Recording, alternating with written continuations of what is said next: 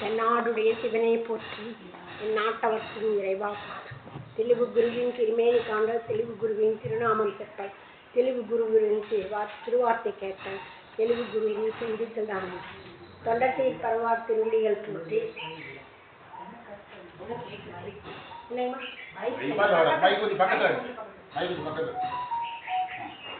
தாமந்தர் சரணாலய திருவடிகள் போற்றி ஆரூர் அடிகள் திருவடிகள் போற்றி.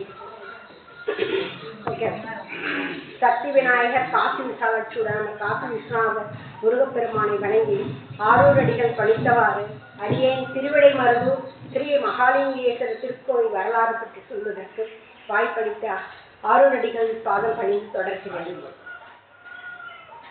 இத்திருத்தலம் நம் திருவாவூர் ஆதீனத்தின் கீழ் கொண்டாடப்படுகிறது. மூர்த்தி தலம் தீர்த்த என்ற மூன்றானும் சிறப்புடைய இத்திருத்தலம் திருவிடைமருதூர் ஆகும்.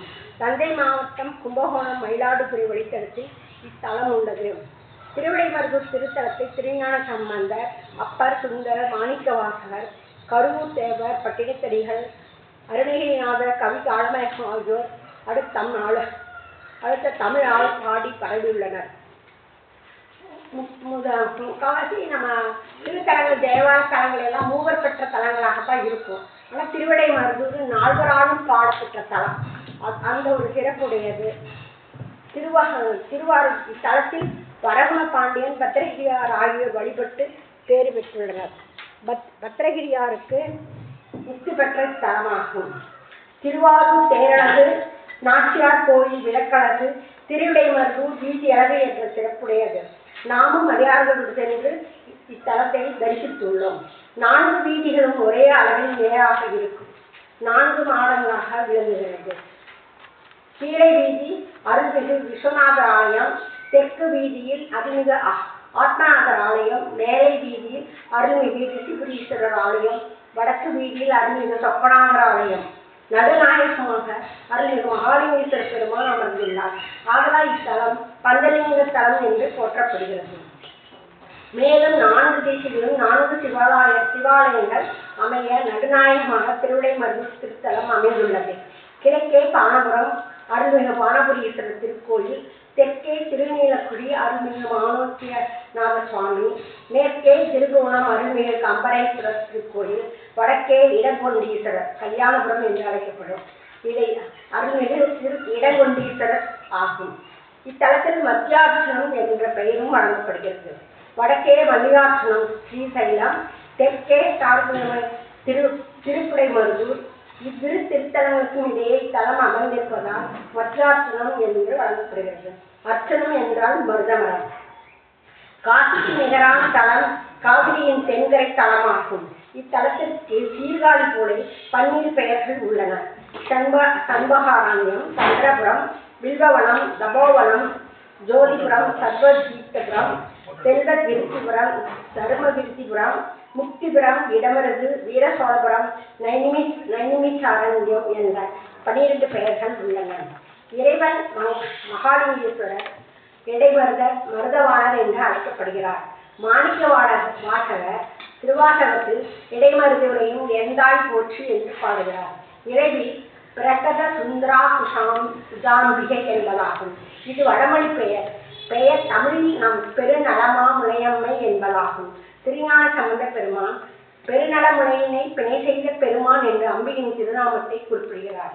ஸ்ரீ மூகாம்பிகை தவளையில் காட்சி அருள்கிறார். இதை சோழர் கால கல்வெட்டில் யோகிருந்த பரமேஸ்வரி என்று குறிப்பிடுகிறார். இத்தல விநாயகர் ஆண்ட விநாயகர், கல்வெட்டில் பிராண விநாயகர் என்று குறிப்பிடுகிறார். எம்பெருமானுக்கு அபிஷேகம் ஆராதனை முடித்த பின் இவருக்கு நைவேத்தியம் தீபாராதனை நடைபெறுவது இதன் தல சிறப்பாகும். இத்தலத்தில் சோமஸ்கந்தரை ஏகநாயகன் என்றும் நடராஜரை மாணிக்கக்கூத்தர் என்றும் கல்வெட்டுகள் கூறுகின்றன. அருள்மிகு மகாலிங்கேஸ்வர பெருமான் திருக்கோயில் கிழக்கு நோக்கி அமைந்துள்ளது. அருகில் காரண்யமிக்க தீர்த்தம் என்ற திருக்குளம் அமைந்துள்ளது. 7 கோபுரம் 7 பிரகாரங்கள் கொண்டு திருக்கோயில் விளங்குகிறது. 20 ஏக்கர் நிலப்பரப்பில் அமைந்துள்ளது.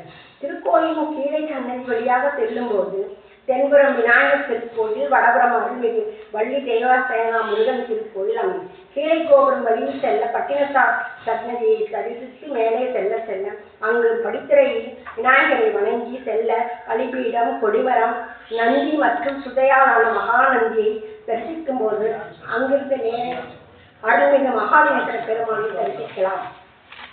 நந்தியின் முன் அமர்ந்துள்ள மண்டபத்தில் இருபக்கமும் பிராணம் செய்திகள் ஓவியமாக தீட்டப்பட்டுள்ளன. இரண்டாம் கோபுர வாயிலில் சோழ கோபுரம் பிரம்மஹத்தி ஒரு மாடத்தில் உள்ளது. அதை காண மாடிப்படி போல் அமையப்பட்ட இடத்தில் ஏறி பிரம்மஹத்தியை காணலாம். இரண்டாம் கோபுரத்தை கடந்து செல்ல வடபுறத்தில் ஆடவன்தான் மண்டபம். மண்டபத்தில் 27 நட்சத்திரங்கள் உள்ளன. மேலும் ஆத்மலிங்கம், மேதா, தட்சிணாமூர்த்தி, விநாயகர் ஆகிய திருமேனிகள் அருள்பாலிக்கின்றன. வடபுறத்தில் நவகிரக சன்னதி அமைந்துள்ளது.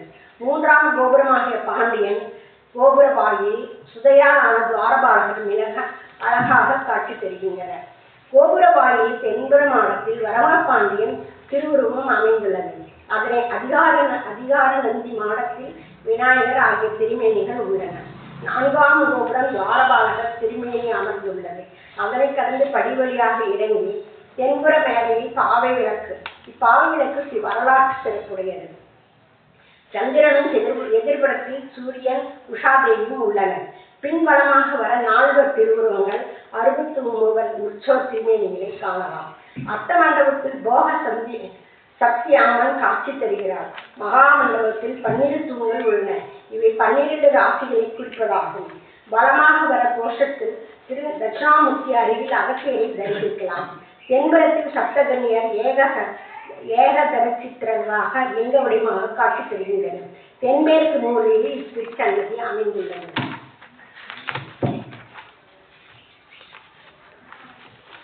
கைலை காட்சி பெறும் அன்பிற்கினாளுடன் அருள்மிகு மருதவாணர் காட்சி பெறுகிறார். வடகிழக்கு மூலையில் கஜலட்சுமியும் மருதமரமும் கல் சிற்பம் உள்ளது. வடக்கு திருமாளிகை பற்றியில் 63 நாயன்மார்கள் திருமேனி உள்ளது. அதனை அடுத்து அருள்மிகு சிவகாமி உடனாயம் நடராஜ பெருமான் திருச்சன்னதி உள்ளது. வடக்கு கோஷ்டத்தில் பிரம்மா, அதனையடுத்து துர்க்கையும், அதனையே சண்டீஸ்வர சன்னதியும் உள்ளது. இங்குள்ள முருகன் திருக்கோயில் மகாவிஷ்ணு சன்னதி உள்ளது. வேல் மண்டபமும் தலவிருட்சமாகிய மருதமரமும் உள்ளது. மருதமலத்தில் கிருஷ்ணர் சன்னதி உள்ளது. அடுத்து பைரவர் திருக்கோயில், அதனருகில் கேள் மிக அழகாக உள்ளது. புராண சிறப்பு. அகத்தியர் முதல் பல முனிவர்கள் உமாதேவியை குறித்து நெடுநாட்கள் தவம் செய்தனர். அம்மை தோன்றவில்லை. அகத்தியர் மிகவும் வருந்தினார். கைலாயத்தில் அம்பிகை சிவபெருமானை நோக்கி, நமது அகத்தியர் வரும்போது உங்களுக்கு விருப்பமா என கேட்க இறைவன், நீ முன்னால் செல் என விடை கொடுத்து அம்பிகைக்கு முன் இறைவன் சென்று தங்கினார். அம்பிகை முனிவர்கள் முன் தோன்றினார். முனிவர்கள் அம்பிகையிடம், தாயே, இறைவனையும் நாங்கள் இது சேர கண்டு வணங்க வேண்டும் என்று வேண்டினர். அம்பிகை முனிவர்களுடன் சேர்ந்து இறைவனை நோக்கி தவம் இருந்தார். எங்களுக்காக தாங்கள் தவம் செய்வதா என்று விளைவினர். குழந்தை உடல்நலம் பெற தாய் மருந்து சாப்பிடும் கருணை போன்றது தங்கள் கருணை என்று போற்றி மகிழ்ந்தனர்.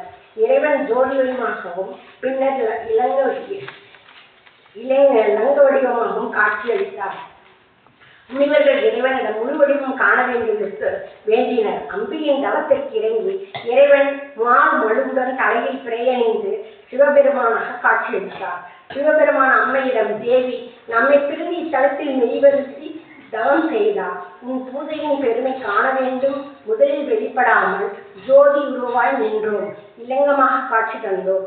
இந்த லிங்கத்தை ஒரு நாள் பூஜித்தாலும் கல்வி செல்வம் பெற்று தீயிடைப்பட்ட பஞ்சு போல் பாவங்கள் விளைக்கும் என்று அருளினார். இப்ப சிவபெருமான் லிங்கத்தை தம்மைத்தாமே பூஜித்தார். சிவபெருமான் தம்மைத்தான் வசித்ததால் ஐதீக நிகழ்வாக பூச பெருவிழாவில் 5ஆம் நாள் நிகழ்வாக தம்மை பூஜைத்தார். இறைவன் தம்மை தவம் பூஜை நிகழ்வு நடைபெறுகிறது. மார்க்கண்டேயருக்கு அம்மையப்பராக காட்சி கொடுத்து அருளினார். சுககீர்த்தி என்ற சோழ மன்னன் புத்திர பெயரின்றி வருந்தி அகத்திய முனிவரின் ஆலோசனையின் பேரில் பிதிர்கடன் காரியம் செய்ததால் புத்திர பெயர் கிட்டும் என்று அறிவினார். அதன் பெயர் வழிபட்டு புத்திர பெயர் பெற்றார். காகம் மனித குரு. அந்தணன் ஒருவன் சூரிய கிரகத்தன்று ஒரு அரசனிடம் தானம் பெற்றார். அதே சூரிய கிரகத்தன்று வேறொருத்தில் தானம் வாங்கியது அறிந்து ஓடி பறந்து வீடுகள் தோறும் இடைக்கவரும் காக்கை போன்றவனை, நீ ஒரு காகமாகுவே என்று சபித்தான். அச்சாபத்தால் அந்தணன் காக உருவம் பெற்று இக்கோயிலுக்கு வடமேற்குள்ள காக தேசத்தில் நீராடி பொன் உருவம் பெற்றான். தீர்த்தம் தற்போது காக்கா குளம் என்று அழைக்கப்படுகிறது. பட்டினத்தாரும் பத்திரகிரியாரும் இக்கோயிலில் வழிபட்டு இருக்கும் பொழுது பத்திரகிரியாருக்கு இறைவன் முக்தி கொடுத்தார். இயற்பெயர் பட்டினத்தார் திருவெண்காடர் என்ற பட்டினத்தார் அதனால் அழைக்கப்பட்டவர். அவருடைய மனைவி சிவகலை இருவருக்கும் குழந்தை பேர் இன்மையால் இறைவனை வணங்கி இறைவன் மனக்குறை இவரின் மனக்குறையை போக்க இறைவனே குழந்தை வடிவமாக தோன்றி திருவெண்காடர் இக்குழந்தையை மருதவானது என்று பெயரிட்டு வளர்த்து வந்தார். வாலிப வயதில் வியாபார நிமித்தமாக பார்த்து திரும்பி வந்து தம் பெற்றோரிடம் சிறு பெட்டியை கொடுத்து மறைந்தார். அதில் காதற்ற உச்சியும் வாராது கடைவெளிக்கே என்று இருந்தது. அதன் பிறகு பட்டினத்தாரை மருதவான பட்டினத்தார் என்று பிறவியானார். அவரின் சீடராக உஜ்ஜயினி ராஜாவான பத்திரகிரியார் சேர்ந்தார். அவருக்கு மகாலிங்க பெருமான் அருளால் கலந்து அருள் பெற்றார். இவ்வாறு சிறப்பு பெற்ற திருவிடை மருதூர் நம் திருவாவுடைய ஆதீனத்தின் கீழ் பெருவிழாக்களாக சீருடன் சிறப்புடன் நடைபெற்று வருகிறது. அடியேனுக்கு வாய்ப்பளித்த அவர்களின் பாதுகாப்பு நன்றி. திருவிடை மருதூர் தல வரலாறு ரொம்ப விரிவானது. அதில் எந்த ஒரு பகுதியும் விடுபடாமல் நல்லா அழகாக சொல்லியிருக்கிறாங்க. தல வரலாறு சொல்கிறதுங்கிறதே அதே ஒரு கலை தான் போலேன்னு. அதனால தான் எனக்கு அந்த எண்ணம் தோணிச்சு.